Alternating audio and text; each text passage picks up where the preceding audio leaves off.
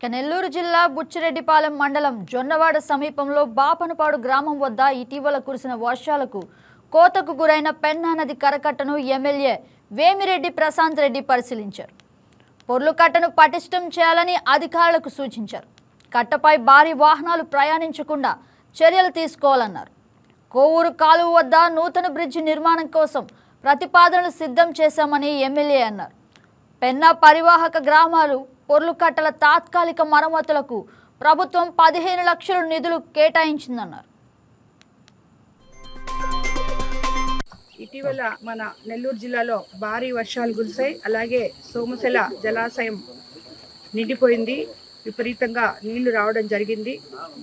దానివల్ల మనం ఇప్పుడు ఆల్రెడీ 90,000 క్యూసెక్ నీళ్లు వదిలినాం పెన్నాకి.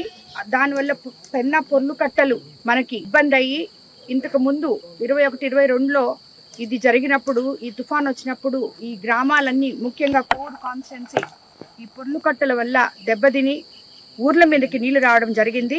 ఈ విషయం తెలిసి ఆల్రెడీ అధికారులతో, కలెక్టర్ గారితో అందరితో మాట్లాడడం జరిగింది. మీకు అందరికీ తెలిసిన విషయమే. సంక్షేమము, అభివృద్ధి, అదేవిధంగా మానవత్వము అన్నీ కలగలిసిన మన ముఖ్యమంత్రి సీఎం చంద్రబాబు నాయుడు గారు విషయం తెలిసిన వెంటనే పొర్లు కట్టల తాత్కాలిక మరమ్మతు కోసం మనకి కొంచెం ఫండ్స్ రిలీజ్ చేయడం జరిగింది. దానివల్ల ఆ ఫండ్స్తో రేపటి నుంచే ఇమీడియట్గా ఈ పనులన్నీ కూడా మొదలు పెట్టబోతున్నాం.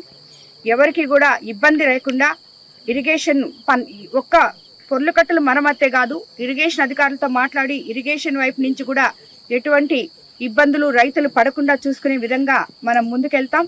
అదేవిధంగా మనం రాబోయే రోజుల్లో ఇంకొక 2-3 రోజుల్లో కూడా 28-29 మళ్ళీ మనకి సైక్లోన్ చెప్పుంది కాబట్టి షెల్టర్లు కూడా రెడీ చేసుకో ఉండాలి. అండ్ ఆల్రెడీ అందరికీ టోల్ ఫ్రీ నంబర్లు ఇచ్చున్నాం. లోతట్టు ప్రాంత ప్రజలందరూ కూడా జాగ్రత్తగా అప్రమత్తంగా ఉండాలి. ఈ పెన్నా పరివాహక ప్రాంతంలో ఉన్న ప్రజలందరూ కూడా ఎటువంటి ఇబ్బందులు మీకు కలిగినా ఇమీడియట్ గా మీకు టోల్ ఫ్రీ నంబర్ ఉంది. అక్కడికి ఎమ్మెల్యే ఆఫీస్ కి, కలెక్టర్ గారికి, ఎవరికైనా కానీ ఏది దోస్తే అది చేసి మీరు జాగ్రత్తగా ఉండాలని చెప్పి మరోసారి ప్రజలందరినీ కోరుకుంటున్నాను. అధికారులు కూడా అక్కడ ఏ అవసరం వచ్చినా మీరు అక్కడ ఉండాలని చెప్పి అధికారులని కోరుకుంటున్నాను.